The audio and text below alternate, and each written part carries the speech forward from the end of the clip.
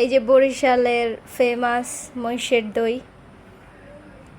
মনে হবে এগুলো চুনার মতন মনে হবে, কিন্তু এটা হচ্ছে মহিষের দই। আপনাদেরকে দেখাবো আমরা কোন স্টাইলে খাই, এক একজন এক একভাবে খায়, বাট আমরা যেভাবে খাই সেটা আজকে আপনাদেরকে দেখাবো। এটা হচ্ছে এভাবে চিনি দিয়েও খাওয়া যায়, শুধু চিনি দিয়ে, এই যে শুধু চিনি দিয়েও খাওয়া যায়।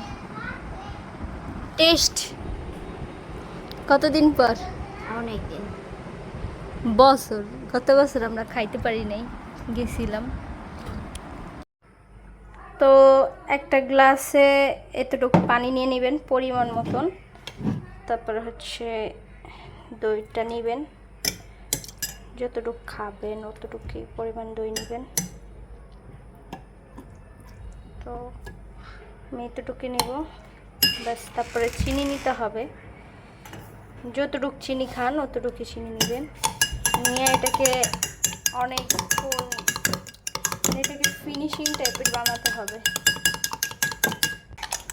হালকা সামান্য একটু আস্তে আস্তে রাখলেও হবে। বাস, এটা হচ্ছে আমার স্টাইলের খাবার, ওটা হচ্ছে মুনিয়ার স্টাইলের খাবার। তো এই যে হচ্ছে দইটা,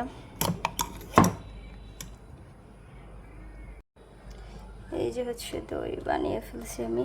তো এটা হচ্ছে চিনি ছাড়া খাওয়া যাবে না এই দইটা। ভাত দিয়ে খায় কেউ, তারপরে হচ্ছে চিনি দিয়ে এমনি শুধু খায়, এটা হচ্ছে পানি দিয়ে মিক্স করলাম। বাট চিনি ছাড়া এটা খাওয়া যাবে না, চিনি ছাড়া এই দইটা এইভাবে খাওয়া সম্ভব না সবার কাছে। তো এই হচ্ছে আমার মহিষের দই। আল্লাহ হাফেজ।